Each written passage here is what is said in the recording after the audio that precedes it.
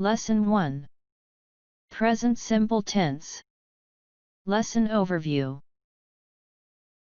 Hi everybody, I am Teacher Vlad and the speaking training system Beautiful English.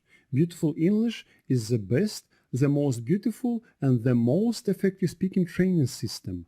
Everyone who wants to learn speaking English fluently, beautifully and correctly should learn speaking English with Beautiful English. This video is very important. It will be a bit long, however, I would kindly ask you to watch it till the end because you will learn everything about the present simple tense and about how to work with my learning tools and speaking simulators. I hope you have already completed all my previous courses, are able to read and to write English, and already know something about the basic principles of English grammar. Now grammar is either not taught at all, or it is taught in such a way that it is impossible to understand or remember it. Meanwhile, grammar is like a spine for a human body, or like a railway for a train. Therefore, in this lesson, we will already begin to learn grammar deeply and seriously. You don't need to learn too much about grammar. While learning about grammar tenses, you just need to understand and to learn what time markers we use to make sentences in one or another tense. You should also try to remember the tense sentence structure and how to make interrogative and negative sentences. While explaining grammar, I will draw your attention to some important things that you need to understand and to remember. In this case, stop the video, look carefully at the slide and try to remember what I am drawing your attention to. So today we will learn about present simple or present indefinite tense. The structure of the sentence is very simple. Subject, somebody or something, verb, verb 1, main verb, object. In the picture on the left, the subject is dark green, the verb is red. Pay attention to the fact that in the third person singular, he, she, it, the verb has an ending s or es. He goes, she learns, it jumps. You should remember it because this is the only case when the verb changes depending on the person and number. After he, she, it, the verb has the ending s after consonants or es after vowels and hissing sounds. In order to remember this, imagine that he, she and it are so angry that when they do something they hiss. That is why they have a hissing ending. Then on the right you see the example. He works every day. And more to the right you see the time markers. Also try to learn and to remember them. Thus we see that the present indefinite tense describes actions that happen every day, regularly, usually, often, rarely, sometimes, always, once a week, month, year, etc. That is, ordinary repeated actions happening in the present. In this slide, you see the sentence structure of affirmative, interrogative and negative sentences. Again, I draw your attention to the fact that after he, she and it, a verb has an ending s or es. Now look and try to remember how to make interrogative and negative sentences. In previous courses, we learned sentences with the auxiliary verb to be. Those were sentences in which a subject didn't do anything. And since we already had an auxiliary verb, we simply moved it and put at the beginning of a sentence before a subject when we made interrogative sentences. In negative sentences, we placed the negation not after the auxiliary verb. In sentences with a main verb, which shows actions performed by a subject, we don't have an auxiliary verb.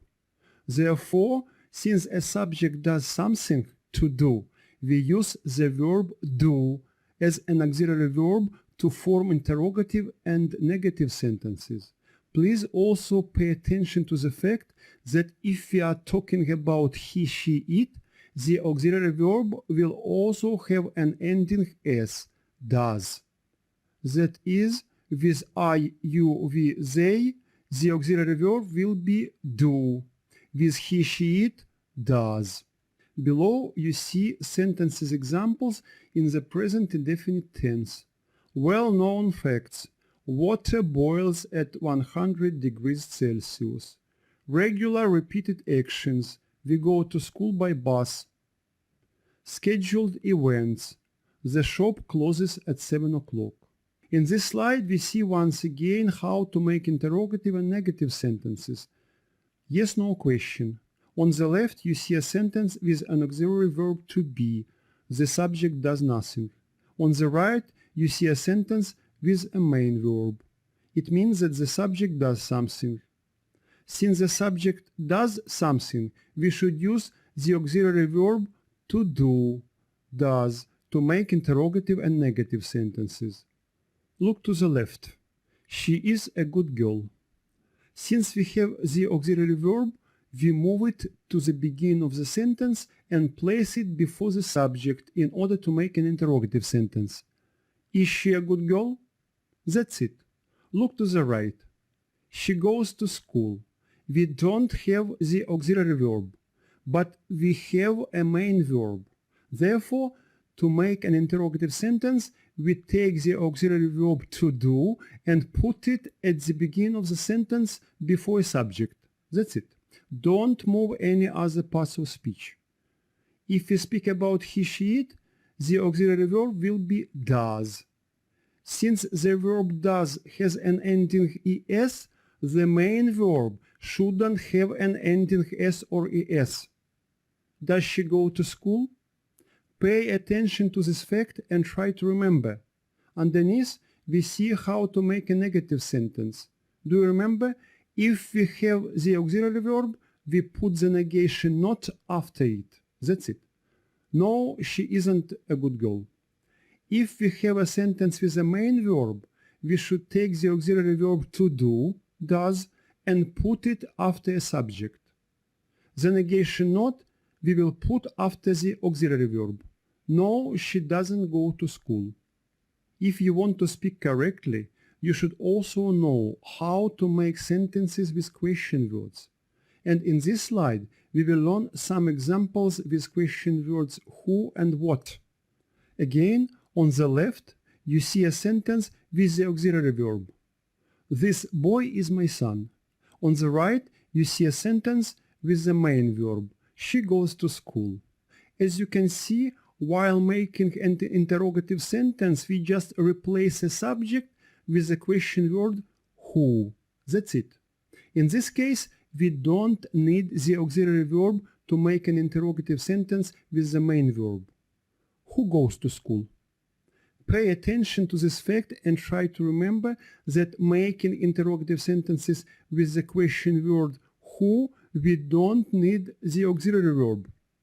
Below we have some examples with the question word what. Usually when we make questions with a question word, we put a question word before the auxiliary verb. What is this? What does she do? If a question word is followed by a subject, as in the second sentence, we take the auxiliary verb to make an interrogative sentence. What does she do? My students often ask me why we have two verbs do in one sentence. It's very easy. The first do is the auxiliary verb. The second do is the main verb. However, if the question word what is followed by the main verb, we shouldn't use the auxiliary verb. What helps you to stay awake? You know, some people drink coffee, some people drink tea, or something else to stay awake. I hope you understand me. Please pay attention and remember that if we have one verb after the question verb what, we don't need another one. Look at this slide to understand and to remember that if we use the auxiliary verb does, that already has the ending es. We shouldn't use the ending s or es with the main verb if we speak about he, she, it. In the following slides, you see some examples. You will learn them properly while working with the lesson itself. I hope my explanations help you to understand how and when you should use the present indefinite simple tense. However, in order you can use this knowledge while speaking and be able to make correct sentences without thinking too much about how to say it in English, you should practice speaking with my beautiful and very effective learning tools and speaking simulators. In this video, I will explain you how to use them so that they will help you to learn speaking English fluently and correctly. Grammar Lingua Card. It shows a sentence structure and helps your brain and your speaking muscles to get used to pronouncing English words and sentences. You look, listen, and repeat after the speaker. At that, you should try to pronounce each sentence loudly, clearly, and correctly. If you just listen but don't speak, your brain and your speaking muscles will not get used to pronouncing English words and sentences. Do you remember? We don't learn a bicycle. We learn riding a bicycle. You cannot learn riding a bicycle without riding it. You cannot learn speaking English without speaking English. That is why follow all my instructions and try to speak as more as possible. Usually, there are 3 grammar lingua cards in a lesson. One for affirmative sentences, the second one for interrogative sentences, and the third one for negative sentences.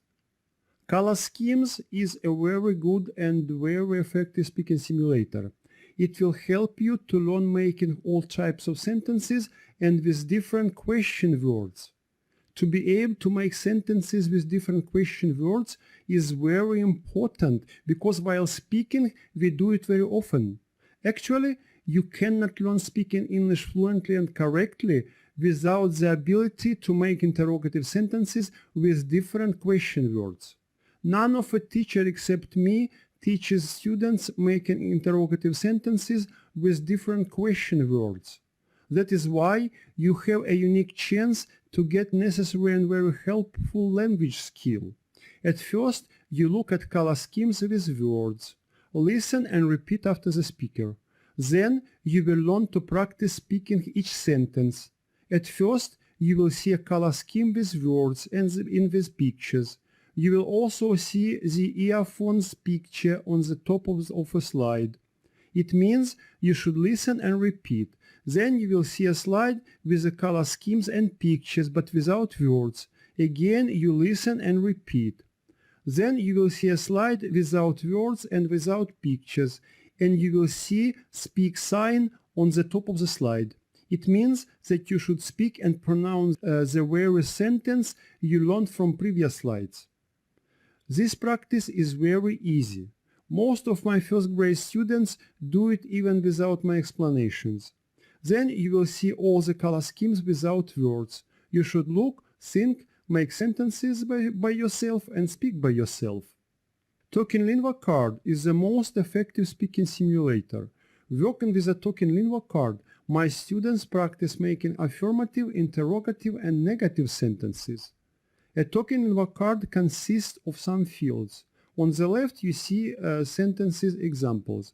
The next field shows groups of personal pronouns. Then you see the field that shows a situation for which you will make a sentence. You will also see words that you will use to make sentences. And on the right you see 20 small pictures that will show you what personal pronoun you should make a sentence for. In the first small picture, a boy points at himself.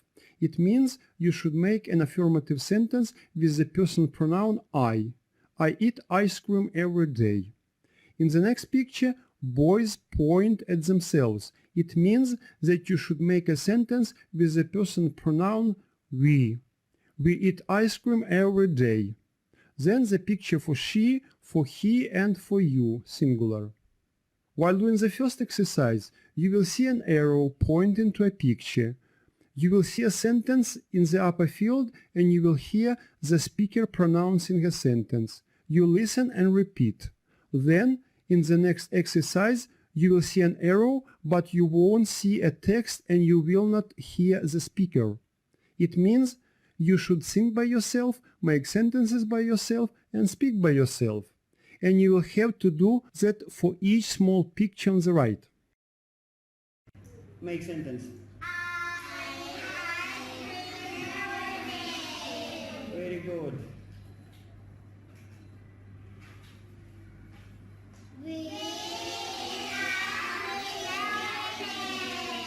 Very good.